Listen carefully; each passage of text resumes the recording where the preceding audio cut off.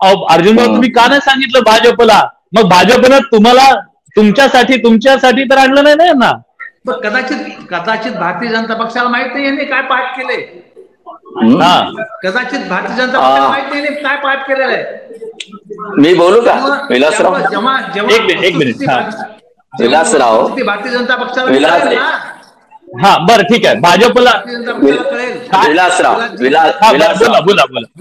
विलासराव यांची जे तक्रार होती नगरपालिका मध्ये भ्रष्टाचार म्हणून याने जे तक्रार केली या अगोदर हेच तक्रार याचा भाचा निलेश शिंदेने तेच तक्रार केली.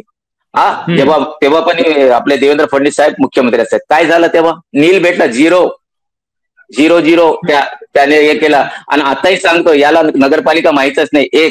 यांना वाटलं की एका मीटिंग मध्ये तुम्ही फार ठराव घेतलं.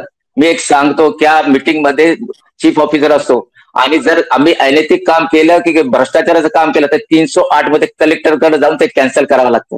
तसं झालेलं नाही. दुसरा मग त्याच कामाला प्रशासकीय मान्यता त्या कलेक्टर देतो. ते कलेक्टरने दिलेली आहे. याला नगरपालिका समजत नाही. आणि हा विश्वात पहिला माणूस आहे अर्जुन खोतकर याच्या घरी 2दा ईडी आली. आता तिसऱ्यांदा पण येणार. त्याला लक्षात सांगतो तिसऱ्यांदा पण ईडी तुझ्या घरी येणार आहे. आणि भ्रष्टाचार कोण चल मग तुम्ही याला सांगा त्याला घेऊन मुख्यमंत्री देवेंद्र फडणवीसकडे जा. याला धुलिया प्रकरणमध्ये देवेंद्र फडणवीसने एवढा झापला. याला धुलिया प्रकरणमध्ये एकनाथ शिंदेने एवढा झापला.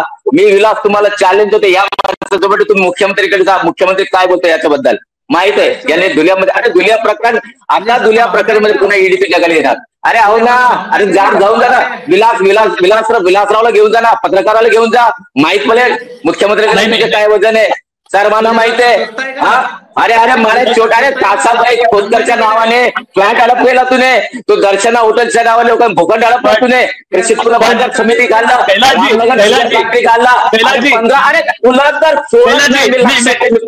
भाजपमध्ये गेल्यानंतर लगेच तुम्ही ईडीची भाषा सुरू केली.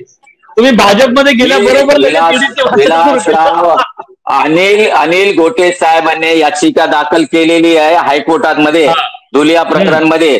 त्यामध्ये असं की एसआयटी चौकशी, सीबीआय चौकशी किंवा ईडी चौकशी लावा आणि पडद्यामागे म्हणजे हे असे लोक असतात पडद्यामागे त्याची इन्क्वायरी करा म्हणून याचिका दाखल झाली. 8-15 दिवस सर्व तुम्ही मी प्लॅन केलं नाही. तू करतो. अरे तू पैशासाठी काही करतो रे बाबा. मला पुरा गावाला मालूम आहे. कोणाची जागा खाल्ली बोलू का आता? कोणाची जागा खाल्ली तो